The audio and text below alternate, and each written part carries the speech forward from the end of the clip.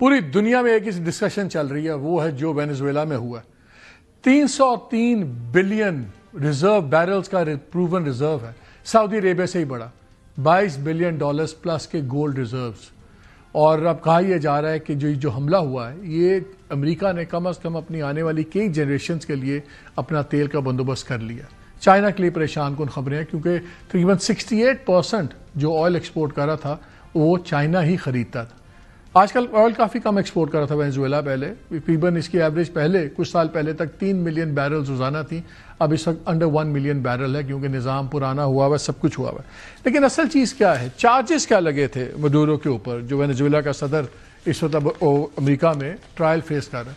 اس پہ چارجز تھے کہ جی یہ ڈرگ ٹریڈنگ کرواتا ہے، یہ کارٹیلز کو پروٹیکٹ کرتا ہے۔ ایل چاپو ایک بڑا مشہور آدمی تھا، اس سے اس نے $1 ملین لیے سیف روٹس دینے کے لیے، تو اس پہ ڈرگز کا چارج ہے، اس پہ مشین گنز وغیرہ کا، پروٹیکٹڈ کورس کا، انلیگل ویپنز، یہ سارے چارجز ہیں۔ لیکن اگر یہی ایشو ہوتا کہ ڈرگز چارجز اور آرمز کے چارجز ہوتے، تو ابھی نومبر میں جو ہنڈورس کا فارمر پریزیڈنٹ تھے اولانڈو ہرنانڈیز، ان کو انہوں نے پریزیڈنشل پارڈن دیا۔ وہ بندے پہ بھی 400 ٹن جو کوکین تھی یہ امریکہ میں اسمگل کروانے کا اس پہ الزام تھا۔ اس کے علاوہ جو پیسے وغیرہ وہ سارے، یہ تقریباً کوئی 4.5 ارب سنگل ڈوزیج ہے، اگر کہ 4.5 ارب لوگوں نے باری اس کے ڈوزیجز اتنی کوکین دی ہوئی تھی۔ اس کو 45 سال سزا بھی ہوئی تھی، اور امریکہ میں سزا کاٹ رہا تھا اس وقت، اور اس کا بھائی بھی ہے، اس کو جناب انہوں نے پارڈن کر دیا۔ نہیں یہ تو بائیڈن وغیرہ نے اس کے خلاف سازش کی، تو کلیئرلی ڈرگز ایشو نہیں ہے، سب کچھ ہے۔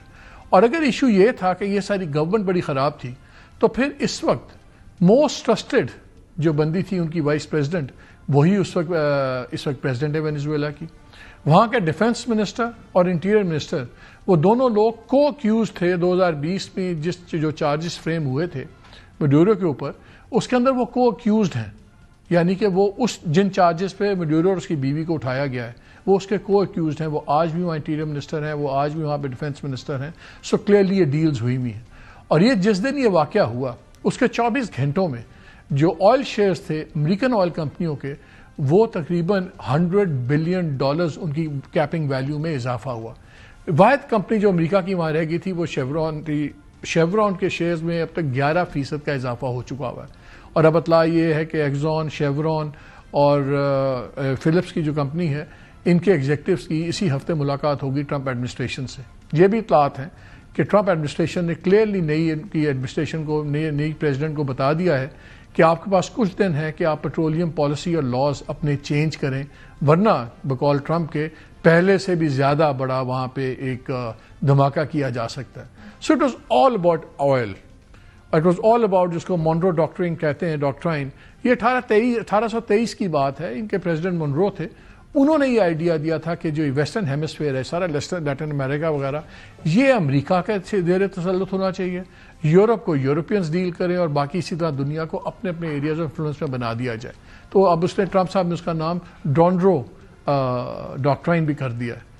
کہاں بات جائے گی اب، کیونکہ اب یہ دنیا کا ایک نیا آرڈر آ گیا ہے کہ مائٹ از رائٹ، جس کے پاس طاقت ہے وہ اپنی مرضی کرے۔ بھاڑ میں گئے یو این کی سیکورٹی کاؤنسل میں، ایون فرانس نے بھی کرٹیسائز کیا امریکہ کو، بٹ دے ڈونٹ کیئر۔ اب آگے کیا ہوگا؟ کیا یہ ہمیشہ کے لیے نظام بدل گیا دنیا کا، اور رشیا اپنے ایریا آف انفلوئنس میں اب کرے گا جو کرنا ہے، چائنا اپنے میں کرے گا؟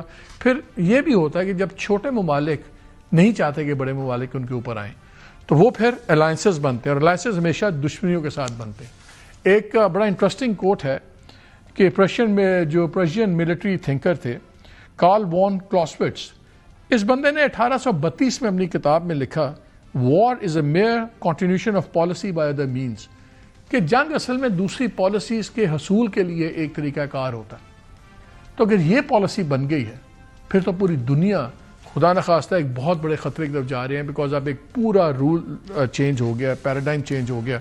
ہمارے ساتھ موجود ہیں doctor Adil Najam, professor Pardee school of global studies, ان سے ذرا بات کرتے ہیں۔ السلام علیکم ڈاکٹر صاحب۔ السلام علیکم جی۔ ڈاکٹر صاحب